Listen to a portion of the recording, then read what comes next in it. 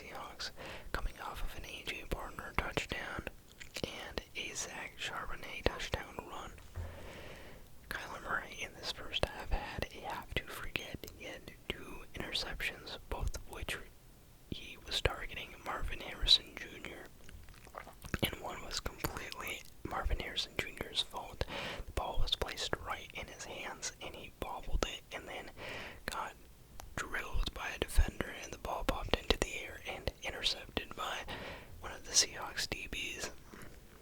So, the Seahawks, they had an 11-point lead, leading 14-3 heading into the half, and they managed to maintain that 11-point lead going into the fourth quarter. Both teams just scored a field goal, and it wasn't until the fourth quarter of this game that it really became entertaining or close by any means.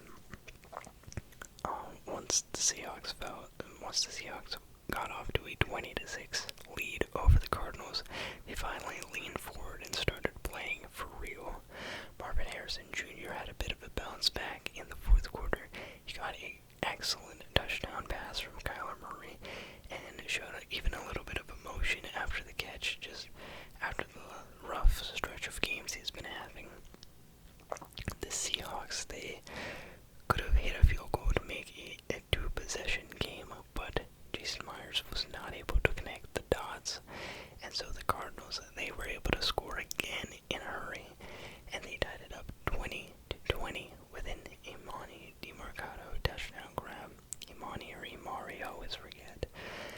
Anywho, after that, there were 28 seconds left in the game. All the Cardinals had to do was pin the Seahawks deep and play a little bit of defense and hope for a favorable overtime result. But Chad Ryland botches on the kickoff. He doesn't kick the ball far enough to hit the landing zone, and so he gets a 5-yard penalty, and the Seahawks get to start at the 40-yard line. With these 5 extra yards that they've been given, they pick up 26 yards to set up Jason Myers with a 52-yard game-winning field goal attempt, and he knocks it through the uprights, so the Seahawks win the game. My takeaways from this one, I think that the Cardinals, overall, they rallied well. They made it a fun game towards the end, but everything that they did positively just came a little bit too late. Like, had they played like they did in the fourth in maybe even 5 more minutes of the game, they could have had a shot, but they were playing from behind essentially the whole game. The Seahawks, on the other hand, they did an excellent job of forcing turnovers and getting to Kyler Murray. They put him on the ground 6 times in this game, and I think if their defense can keep up the rate of production they've been playing with, they are flirting with a playoff spot. I mean, I could not foresee this before the year started, but I think that their offense has been solid enough that as long as they don't make a ton of mistakes, their defense is quite admirable. So, getting back at the Cardinals, I think that Kyler Murray, even though all the offseason talks happened, even though they're constantly talking about the connection that was built between Marvin Harrison Jr. and himself, Marvin Harrison Jr. is definitely struggling, and I'm not talking about just like on the field. I think he is mentally, like, it has taken a toll on him. Everything.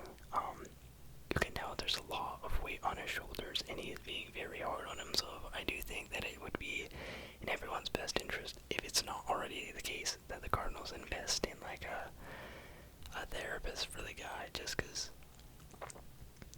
I don't know, you hate to see someone that bogged down by the noise. And obviously, yes, he has had a rough start to the season, but that fourth quarter was huge, and hopefully he continues to build on that and play a bit better, because you don't want to see someone's love for football get taken away from them. You know, you don't want another like Johnny Manziel situation. So I hope that he gets whatever help he needs, or at least is able to play to the level of play that he wants to be at. Anywho, after that we move into our Sunday morning slate. And our first game is going to be the Dublin game. The Vikings versus the Steelers. This is the NFL's first ever Dublin game. And I don't know if Dublin, Ireland, like, I think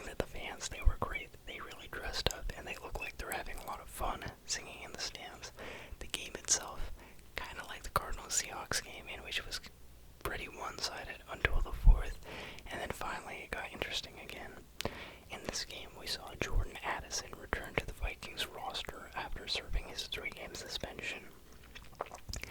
And for the Steelers, we saw Jalen Warren become a last-second inactive, giving Kenneth Gainwell the lead for the backfield. Both teams in the first half, they left points out on the floor. The Vikings, they threw a pick in the midst of a semi-promising drive where they crossed midfield, whereas the Steelers, they had I think it was a block kick or a missed kick. And the Steelers, they actually end up going into halftime up 14-6 thanks to an 80-yard touchdown from DK Metcalf and a touchdown run from Kenneth Gainwell.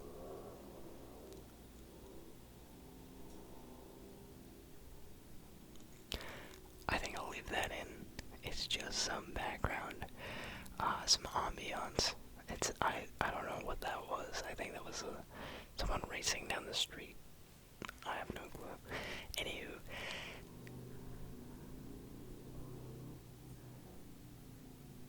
yeah, it's okay. At this hour, man, that's kind of rude. Anywho, where was I? We go into the third half. Sorry, the third quarter, second half, and there is another Carson Wentz interception in the second half. We saw one in the first half. He throws another pick in the second half, and it leads to yet another Kenneth Gainwell touchdown run. So at this point, the Steelers, they managed to go up 24-6 with 11 minutes and 18 seconds left in the game, and that is when the Minnesota Vikings also lean forward and begin drawing in the game. We see the Vikings score on a touchdown from Scott, and then there's a Steelers turnover on downs. They play very aggressively. It does not pan out for them, and so the Vikings are able to score again on a touchdown from Jalen Naylor, and so now they're only down 21-24. The Steelers, on their next possession, they're trying to run out the clock, and they pick up some yardage, but not enough to get the first down, so they go 3 and out, and Carson Wentz gets the ball back with 1 minute and 2 seconds in his pocket to drive down the field and either tie the game or win the game. And on the first play of that drive, he seemingly throws an interception. Now, this game was in Dublin, and I'm on the West Coast, so the game started mighty early, and when I woke up at like 9:30, I saw that there was 2 minutes left in the game, so I was like, oh, let me turn it on. And I turned the game on, and I was like, oh, maybe the Vikings will come back, that'd be huge. And I saw the interception, and I turned off the game. I was like, oh, okay, let me just go watch the other morning games. I need to go do some stuff anyways. I didn't realize the game didn't end there. I didn't realize that the turnover was actually overturned when they went to review. So I missed the final minute outside of that, but long story short, the Vikings, it looks like they had an intentional grounding penalty and they weren't able to recover from that. So they lose this game. Takeaways. I think it's another week of the Steelers' defense carrying them to a victory. Offensively, I have to say, still not looking that impressive. It gets stymied on downs and go 3 and out in the 2 most critical drives of the game. And prior to that, there was the 80-yard touchdown catch from DK Metcalf. That is impressive, but at the same time, outside of that, didn't have a lot. Defense, on the other hand, coming up big. They got 6 sacks and multiple turnovers.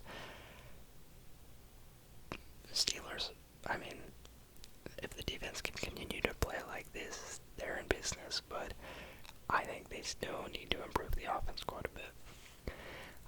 As for the Vikings, I think that fantasy owners are going to be pretty happy with Carson Wentz's production in this game, getting Addison and Jefferson to both cross 100 yards.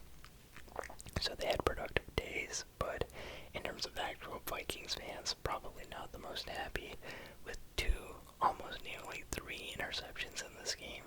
Wentz was slinging it, but he was slinging it to the wrong team at times. But overall, as a backup, I think it was a valiant effort, and international games are always going to be tough, so he did the best that they could, and yeah.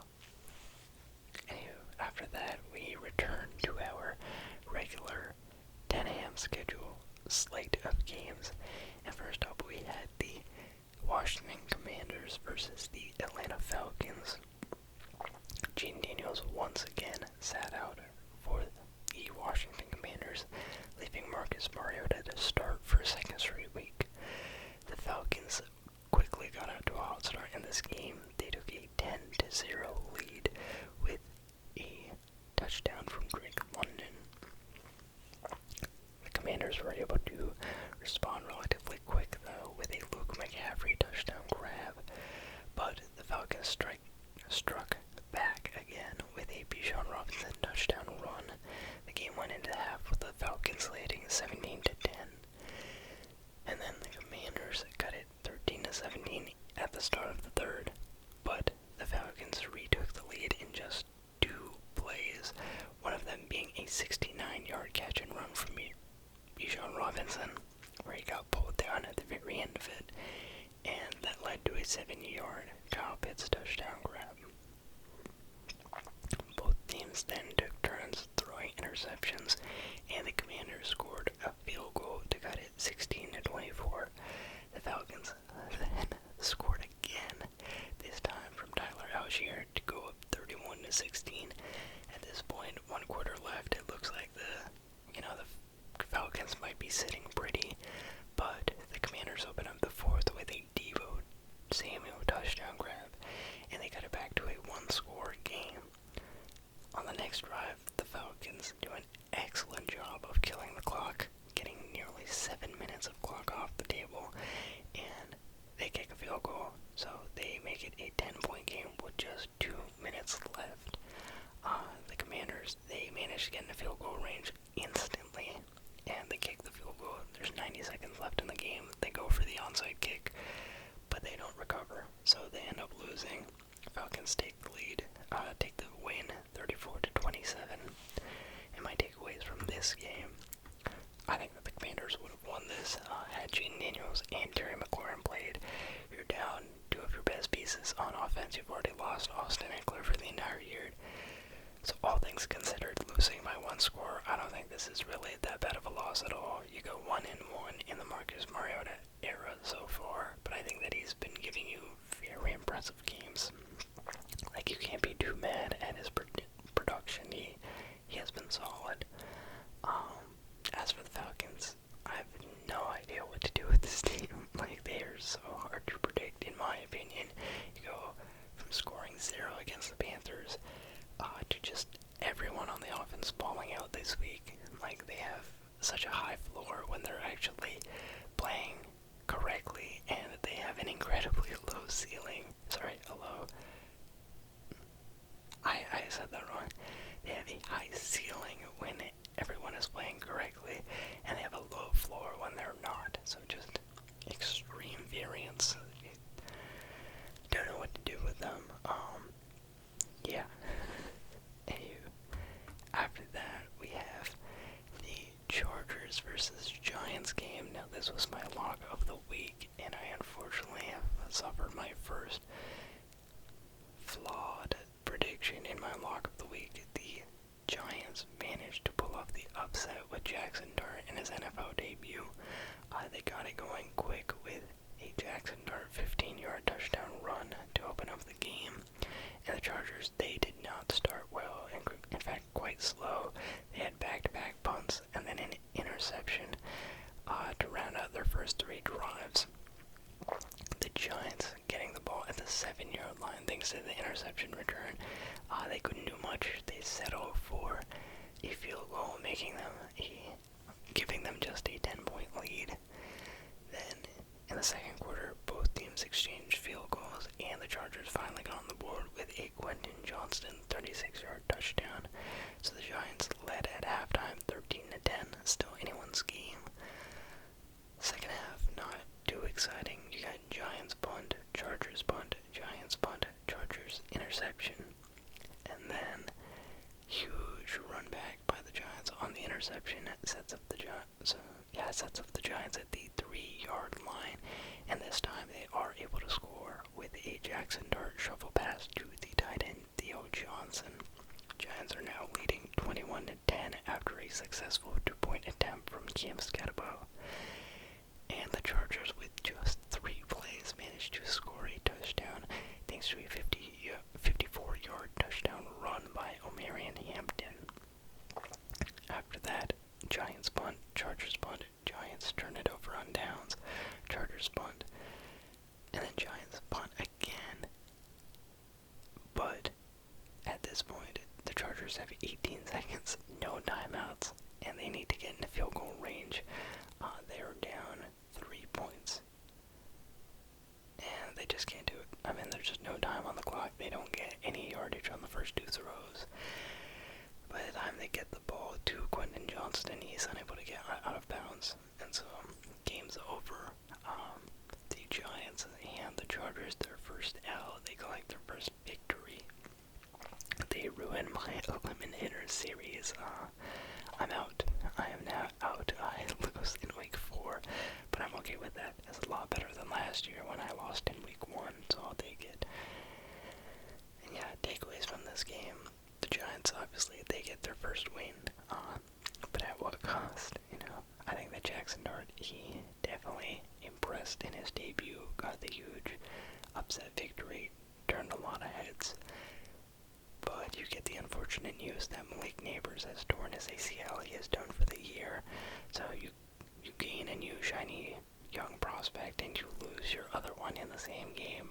This is going to be rough.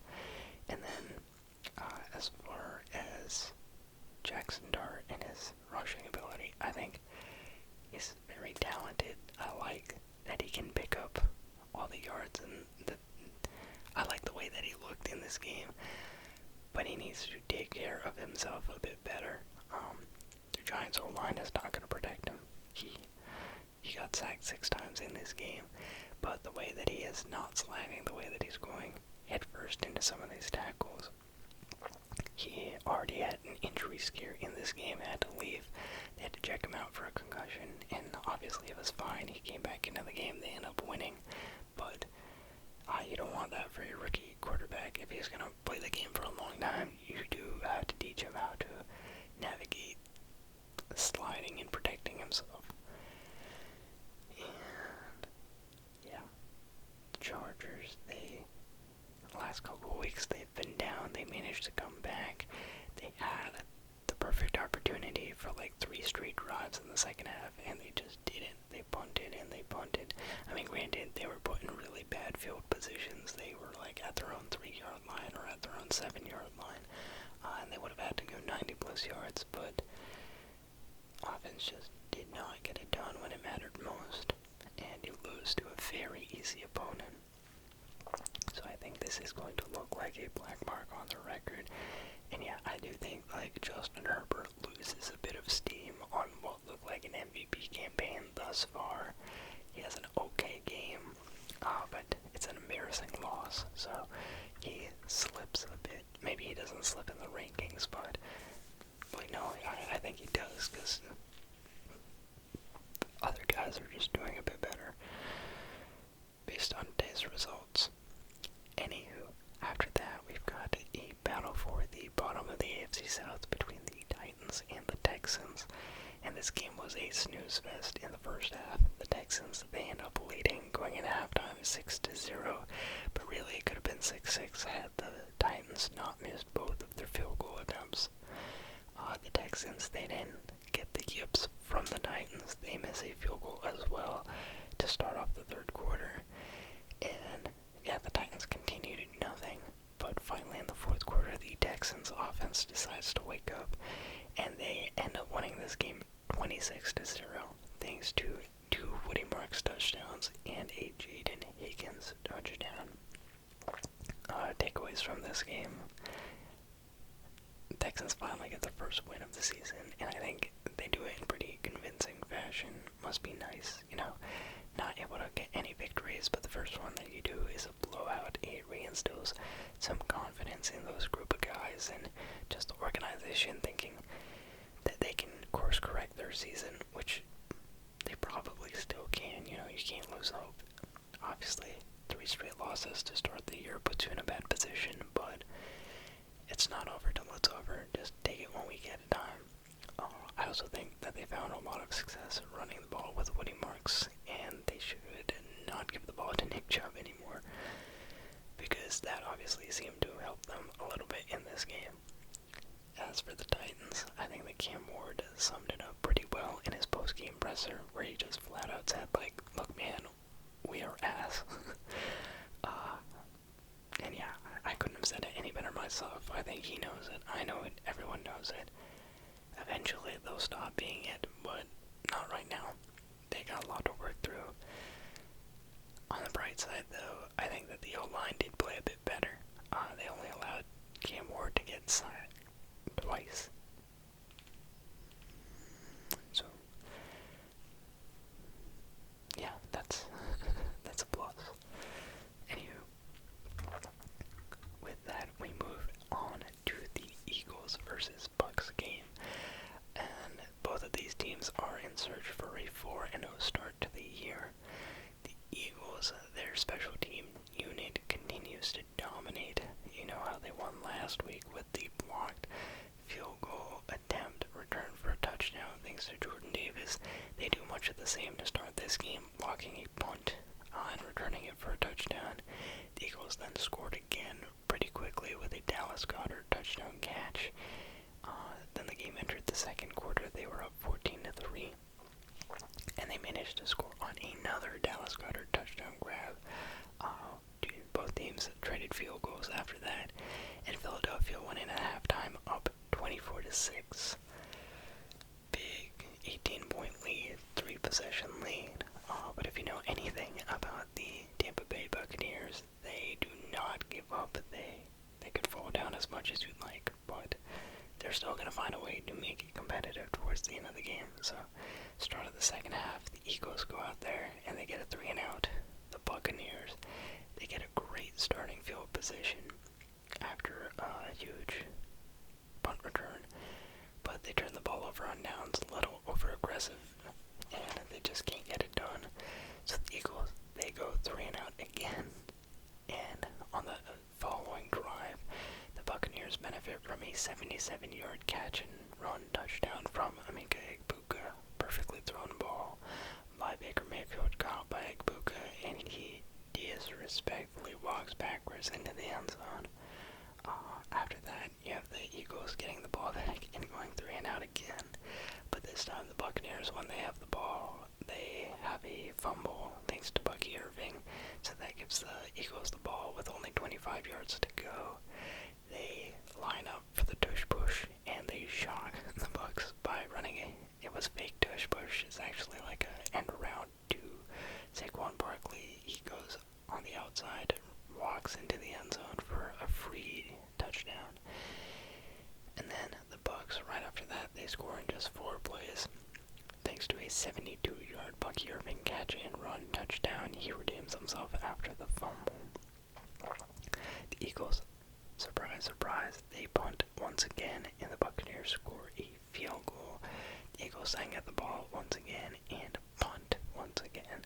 So now it is a 31-23 Eagles lead with almost 12 minutes left in the game. They are choking, and they are choking hard. The Buccaneers then drive the ball all the way down to the red zone to the Philadelphia 11-yard line. But Baker Mayfield, as he's trying to avoid a sack, he does a little bit too much, rolls out to his right, throws towards the front of the end zone, and the ball gets not batted but tipped, and goes into the hands of an Eagles defender, straight into the hands of an Eagles defender. They come out scoreless on that drive. Eagles 3-and-out once again, and then Bucks are down 8 points with 6 minutes left. All they have to do is go down, score, and get a 2-point conversion, and maybe they can send it to overtime. So they get the ball past midfield, but they get faced with 3rd and long. On 3rd and long, I think it was 3rd and 21. They pick up 12, and so they have 4th and 9, and they do not get the 4th and 9. So Eagles take over. They pretty much go 3-and-out, but on 4th down, they send out the punter,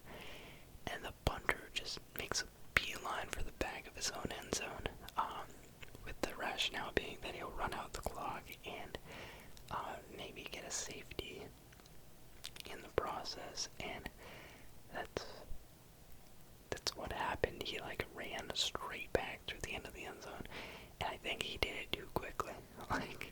He was trying not to get tackled, but at the same time, had he ran even a little bit faster, he totally would have committed the safety. They would have surrendered 2 points, and the Eagles would have had to kick off to the Buccaneers. So I don't know, not a huge fan of how he did it, but at the end of the day, he got it done. Eagles win 31-25. My takeaway from this game, I think that the Buccaneers, they're a grit and grind kind of team. They fight till the very end. Obviously, they didn't get it done here, even though they had their ideal scenario down with less than 2 minutes left. They couldn't get it, and it's due to a variety of miscues from the entire game. The blocked punt, the turnovers, the poor red zone execution, all of it were limiting factors, but still, I think that they played admirably, having been down so much and still trying to come back. And the Eagles, yes, they are at 4-0, and they are undefeated, sitting at the top of the NFC. But their offense needs work. Heading into the offseason, or coming out of the offseason, heading into the season, I was most concerned about their defense. I think with how great they've been on special teams, we haven't really needed to pay attention to their defense that much. Their defense is looking just fine. But offensively, they just tend to disappear for a whole half at a time, which is not sustainable. You win this week and you win last week, but it's very concerning how their offense can just vanish off of the face of the earth. So something has to change. I don't know what exactly, but their offense is not as good, and the running game is surprisingly not great. Saquon, fantastic year last year, and just not able to get anything this year to go. No big plays. I don't know if other teams, maybe it's the fact that Kellen Moore's gone, they have Patullo, I think his name is, or just people figured it out. I don't know what exactly happened, but sooner or later this Eagles offense is going to perform like this, and it's going to cost them. So just hope you don't see that day too soon. Anyway, after that, we make it to my favorite game of this weekend, and this was the Panthers versus Patriots game. And man, was this a fun one. Patriots could dominate the Panthers at home. The Panthers, they started off the game fairly strong. They have an opening drive touchdown, go down the field. You get a 6-0 start after a touchdown pass by Bryce Young to, I think it was Tommy Tremble. And they cannot connect on the extra point. It doings off the upright. And then we see the New England Patriots score 42 unanswered points. Marcus Jones, he starts off the party by scoring on an 87-yard punt return touchdown. This came on the Patriots. What was supposed to be their second drive, they went 3-and-out on their first drive. Then forced the Panthers to punt, and when they were about to receive the ball, Marcus Jones, cashed it in for them. After that, on their next drive, you have Drake May. He gets a touchdown on a 5-yard scramble. Next drive after that, you get Tre'Veon Henderson, who gets a 5-yard touchdown run of his own. And then Marcus Jones, once again, delivering on special teams. He gets a punt return for 61 yards, almost could have scored, but he couldn't outrace the punter. And then Antonio Gibson rushes it in through the middle to run up the score, and the Patriots head into halftime up 28-6. Just awesome. And then going into the third quarter, Drake May gets a 31-yard touchdown pass to Hunter Henry. And it was quite the walking of the tightrope by Hunter Henry. As the pass get completed, was going to, step out or his momentum would take him out of bounds, but no, he managed to drive it all the way in for a touchdown. And in the fourth, Drake May gets another touchdown pass, this time to Mac Hollins. And so the Patriots go up 42-6. The Panthers decide to put in Andy Dalton to play relief for Bryce Young, and Dalton gets a garbage time touchdown to help them score 7 more. Patriots win 42-13. Takeaways here. Patriots, they killed it. They played excellently in all 3 phases. The only things that I think could have even been improved were the running game and the penalties. Not as many penalties as prior weeks, but still 7. Ideally that's 3, 4, 0 if you can help it. I don't think we can. But yeah, overall, how can you be upset at this performance? This was cinema. This is how I want every game to go. And yeah, it's been a while since I've got to enjoy a beatdown like this. I feel like I got to see beatdowns, be on the receiving end of beatdowns, but this is definitely the best the Patriots offense has looked in a few years. As for the Panthers, look on the bright side. You gave up only 1 sack. You had no turnovers, but you do lose horrifically due to bad special teams, bad offense, and bad defense. So, you had your fun last week. I don't know. At least you had last week, just remember that Falcons victory. Next up, we have a matchup between the Saints and the Bills. And the Bills, they do end up winning this game 31-19 over the Saints, but do not let the final score fool you, because the game was actually very close for a majority of it. The Saints at one point in this game were able to cut the lead down 19-21 with 9 minutes left, so it was anyone's game in the fourth quarter. But Josh Allen and company were quickly able to seal the deal with a touchdown and a field goal on their last 2 drives, and the Saints just could not respond. Rattler in this game, he finished 18 for 27 for 127 yards, 1 touchdown, and it wasn't him, but actually Chris Olave who threw the interception of the day for the Saints. In the running game, you had Alvin Kamara finishing with 15 carries for 70 yards, and in the passing game, Rashid Shaheed finished with 4 catches for 47 yards. As for the Bills, we saw Josh Allen complete 16 of 22 passes for 209 yards and 2 touchdowns, but he also threw an interception. Allen also had 7 carries for 45 yards and a touchdown with his feet. In the running game, James Cook rushed 117 times on 22 carries and scored a touchdown. And Khalil Shakir led the way for the receiving group with 5 catches for 69 yards and a touchdown. My takeaways from this game, I think that the Bills, they struggled. They definitely did struggle in this game more than we've seen them in other games. They went 3 for 10 on 3rd down, and they had 11 penalties. So, with these 2 aspects, they allowed the Saints to stick around longer in this game than anyone really anticipated. But at the end of the day, you win another game, you score over 30 once again. You can't be all that mad at yourselves. As for the Saints, I don't think anyone was expecting them to do as well as they did, so I'm not going to be overly critical. I think that you, all in all, played a great game. The one thing I would say, if you could take back, you should, was they got way too cute in the red zone right before halftime. They had the ball at the 3-yard line. I think it was 3rd and 5 yards to go, and they run a trick play in which Chris Olave is supposed to throw the ball to Spencer Rattler. This is not the Super Bowl. This is not the Philly special. Please do still understand you are the Saints. This is not an offense where that's going to work.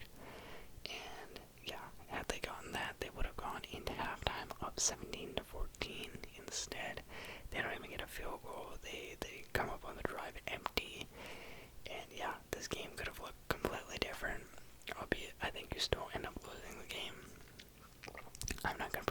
neat situation in which they would have won this game, but maybe, never say never. Anywho, after that, we move on to a matchup between the Cleveland Browns and the Detroit Lions. And the Lions, they won pretty big in this game, 34-10 over the Browns. Joe Flacco, he had the worst game of his Browns' current tenure this season. He went 16 of 34 for 184 yards and 2 interceptions, and he lost a fumble. Quinshon Judkins, now the bell cow back for this Browns team, he goes 82 yards and a touchdown on 21 carries. Matthew Golden's father, Isaiah Bond, finished with 3 catches for 58 yards. I forgot that he was on a team, but yeah, of course the Browns picked him up. And as for the Lions, Jared Goff goes 16 of 27 for 168 yards and 2 touchdowns, but 1 interception. Jahmyr Gibbs has a efficient day with 15 carries for 91 yards and a touchdown. And Amon-Ra St. Brown continues to be productive this year. He finishes with 7 catches for 70 yards and 2 touchdowns. Takeaways from this game. Dylan Gabriel, he checked in the last drive, but he was not able to connect on his 1 pass attempt. And with the way that the Giants played today, I think it's possible that the Browns get inspired and they decide to hand the keys over to their new rookie quarterbacks, being Dylan Gabriel and Shedeur Sanders, which means we're potentially one step closer to seeing Shedeur Sanders start a game for the Cleveland Browns. And I am looking forward to that. Joe Flacco, pretty amazing thing that we see in this NFL. 1 week you see Joe Flacco lead the Browns to a victory over the Green Bay Packers, a huge upset. Obviously, everyone pretty happy with the result of that game. And the very next week, he plays like trash and finds himself potentially benched. So, life comes at you fast. Anywho, the Lions, they continue their hot scoring streak for 3rd straight weekend. They look as good as ever, so I think it's okay to start betting them back at the top of the NFC. After that, we move into our matchup between the Jacksonville Jaguars and the San Francisco 49ers. 49ers get Brock Purdy back after a 2-week absence in their matchup against the Jags, but it gets spoiled. Purdy, he has a day to forget, with 22 of 38 passing for 309 yards, 2 touchdowns, but also 2 interceptions and a lost fumble. Christian McCaffrey did not have a good time running the ball. He had 17 carries for just 49 yards, but he made up for it with his passing prowess, catching 6 passes for 92 yards and a touchdown. On the other side of the ball, Trevor Lawrence, he was decent in the win, completed 21 of 31 passes for 174 yards and a touchdown.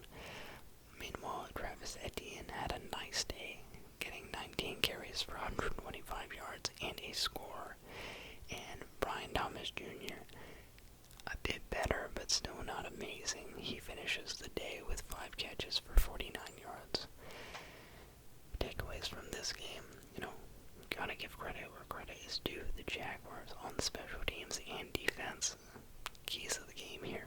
Their offense, their running game did its thing. Passing game, they were alright, but they managed to contribute in every phase of the game and just win. That's all I can really say about it. Everyone did their part. Not one phase really carried in the others, but they're playing good team football. The Jags defense, shout out to them. They have at least 3 takeaways in every game that they've played so far this year. And yeah, I think it speaks volumes, the fact that they've been winning games and their offense doesn't even really look good yet. wouldn't say it's bad, but the fact that they can get these wins, yeah, I think it's a good sign. They're getting the wins, they're racking up the wins, and they don't even look like they've really unlocked themselves. So, Jags could go far. As for the 49ers, yeah, if you didn't turn the ball over 4 times today, probably could have won this game. Just one of those games you're going to want to have back. A few key moments, some bad passes, but all in all, you live and you learn. Mac Jones, you went 2-0 in the Mac Jones era. You lose this game, not the end of the world. You're still at 3-1. You're still doing just fine. So get your jitters, Brock Purdy's jitters, out of the way, and you try and recoup next week. After that, we have a matchup between the Rams and the Colts. Both teams, very impressive. Colts team started off 3-0. The Rams one field goal away from going 3-0 last week. And this is the game where we finally see Indiana Jones return to reality just a bit, as the Rams beat the Colts 27-20. The Colts did not go out without a fight, though. They, in fact, led in this game all the way up until the 4th quarter. They were leading 20-13 with 9 minutes left, but they allowed the Rams to score a touchdown to tie the game, and then they had a huge defensive collapse, allowing an 88-yard touchdown to Tutu Atwell with 90 seconds left in the game. At that point, the Colts, they had to rally from behind, go out and score a touchdown to try and tie it, maybe even win it if they go for 2. But pretty quickly into that drive, Daniel Jones threw an interception, sealed the game, and the Rams were able to win it. So, Jones, he has a less than ideal day compared to his other days thus far. He finishes with 24 of 33 passing for 262 yards, 1 touchdown, and 2 interceptions. He also had a fumble, but it was not a lost fumble. Jonathan Taylor finishes the day with 17 carries for 76 yards, and Adonai Mitchell finished with 3 catches for 96 yards. As for the Rams, Matthew Stafford went 29 of 41 for 375 yards and 3 touchdowns. Kyron Williams had 13 carries for 77 yards, and Puka Nacua had a monster game with 13 catches for 170 yards and 1 touchdown. Takeaways from this game, honestly, no knock on the Colts for losing this game. I think, if anything, their performance here further legitimized their run. They faced a very tough opponent. I think they've shown with these talented teams like the Broncos and the Rams, they know what they're doing. Like, this is not just a fluke run where they've gone against easy teams. No, they're giving everyone a run for their money, and they should be taken seriously. So even though you're not undefeated anymore, I still view this as a strong performance by this Colts team. And as for the Rams, just, wow. Stafford still got it, and Puka, with the way that he is playing, I think clear favorite to win Offensive Player of the Year thus far. Just unreal production. So yeah. After that, we move into our matchup between the Chicago Bears and the Las Vegas Raiders. In this game, we saw the Bears come back to win a close one in Vegas, 25-24 final score. Caleb Williams finished 22 of, I'm assuming that was going to be 33, for 212 yards, 1 touchdown, and 1 interception. DeAndre Swift, yet another not impressive day with 14 carries for just 38 yards and 8 touchdowns. And we have Rome Odunze finding the finding the end zone for a 4th straight week. He finished with 4 catches and 69 yards on top of that. Geno Smith on the other side of the ball had a horrible game. 14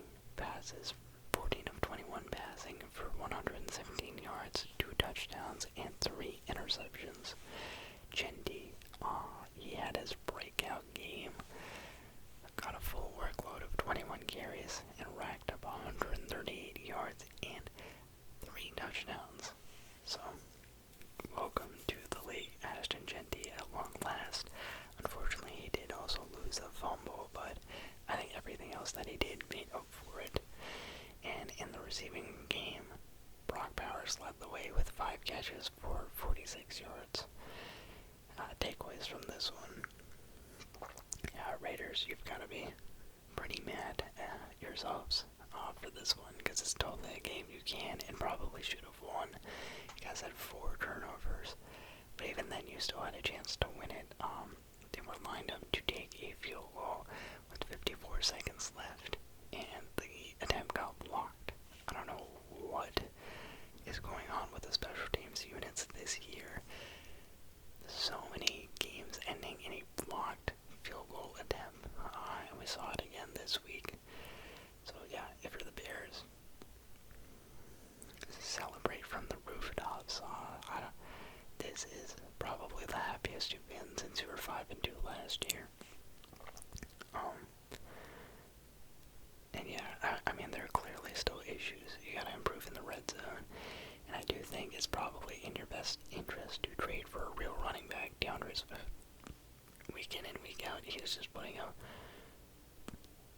garbage stat lines, so you need to improve the running game. But yeah, the fact that you started off 0-2 and you looked the way that you did, and you've now climbed back up to 2-2, your destiny is still in your hands, you know. You can have hope again.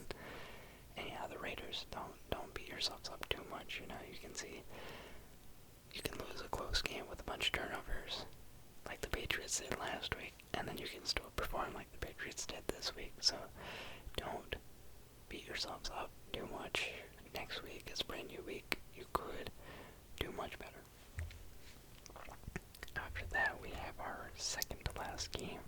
This is going to be a matchup between the Baltimore Ravens and the Kansas City Chiefs.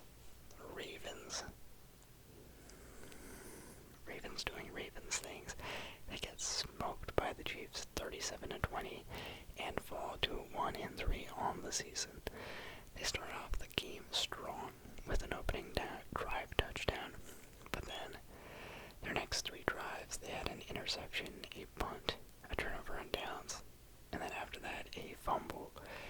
And this all led to 20 unanswered points by the Kansas City Chiefs. You get a touchdown from Juju and a touchdown from Pacheco. So that gives the Chiefs a 20-10 lead going into the half.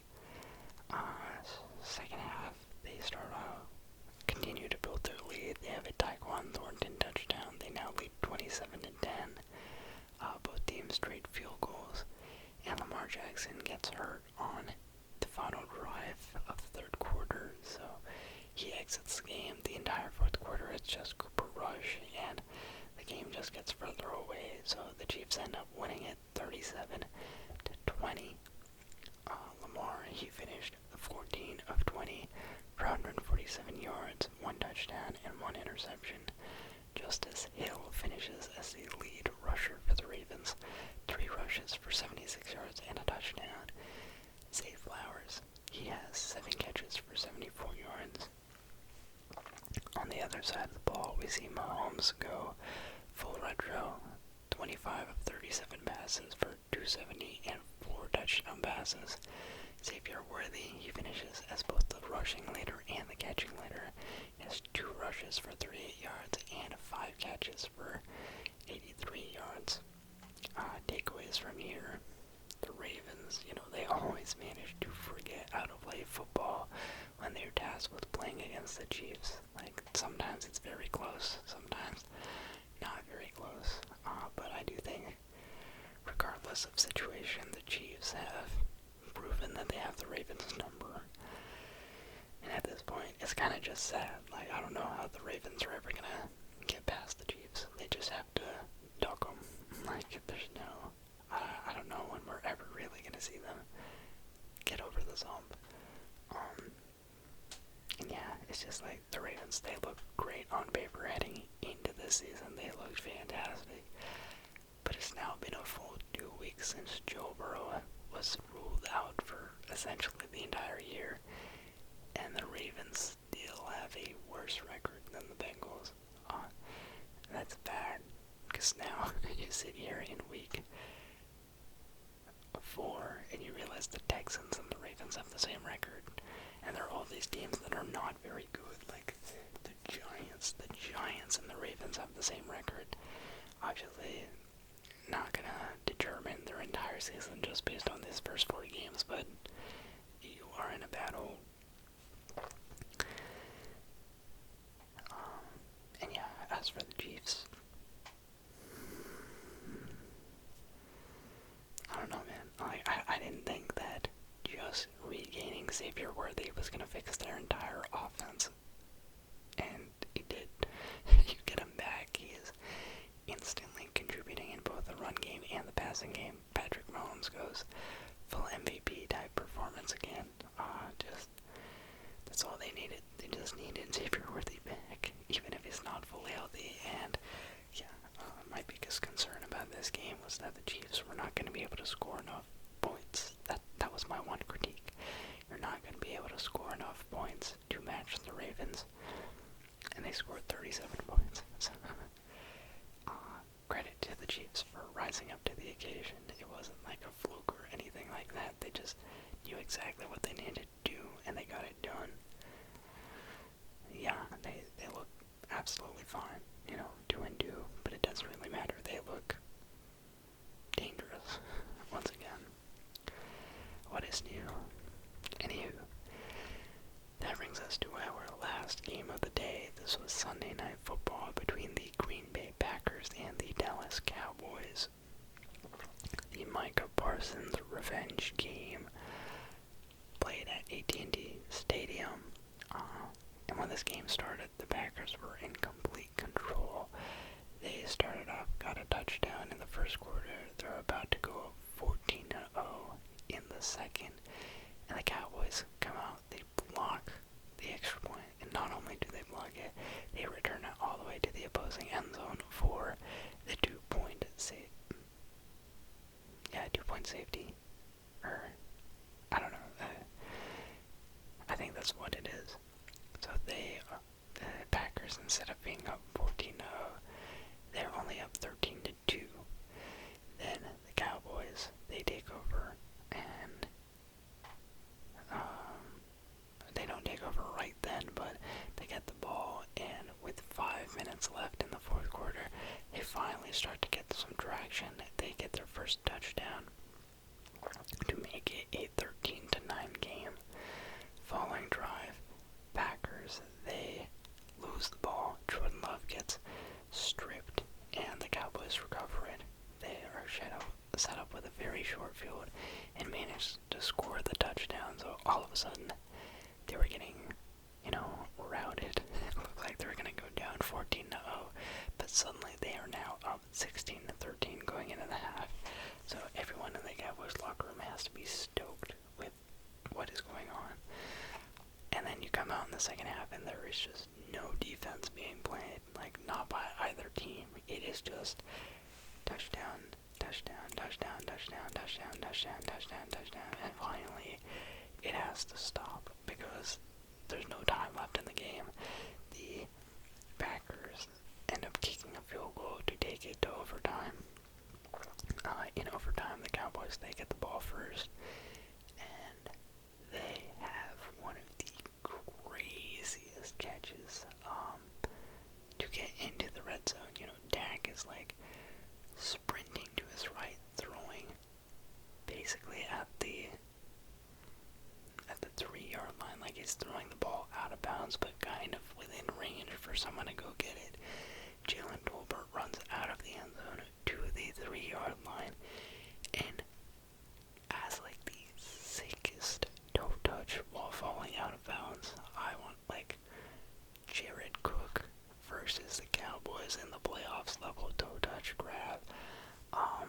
Just like absolute perfection, and he managed to set them up to get the touchdown, and they just can't do it. They could not get the touchdown, could not pick up the yardage. They settled for 3 points, and so the Packers take over. They are kind of in control because they can play all 4 downs. They can go down the field. They can either win it with a touchdown touchdown, or they can tie it with a field goal. They just have a lot of flexibility, and they managed to take the ball all the way down towards the red zone, but they're starting to run out of time, and they've got just too much going on. Like, they are scattered, and they nearly lose the game just because you need at least the field goal to tie the game. And on the final play, Jordan Love is just slow at snapping the ball and getting the ball incomplete, and they end up just having 1 second to spare. And so with their final second, they line up a field goal, and it goes through. So the game ends in a tie, 40-40. Yeah, takeaways. Even though it's a tie, I think that the Cowboys really do win this game. I think they spoil Micah Parsons' revenge. And all things considered, I think that the Cowboys played excellent.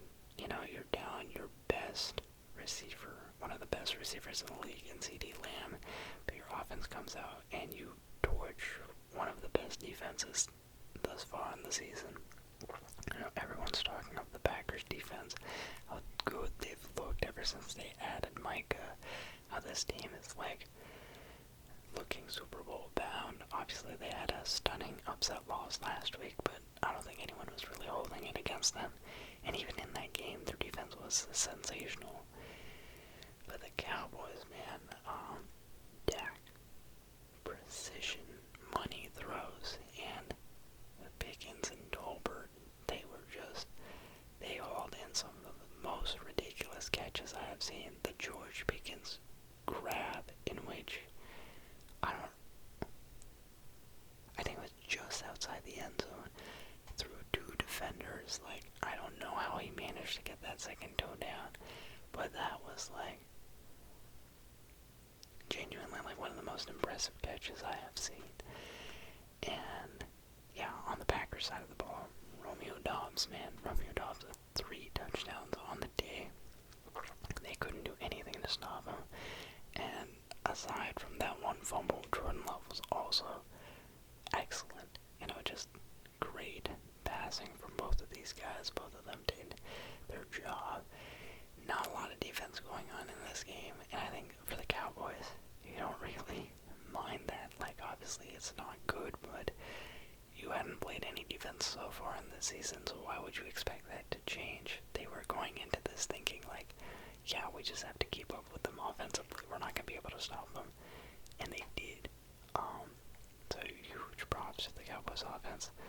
Yeah, the Packers, like, offensively, they looked a lot better than they did last week. Where was the defense?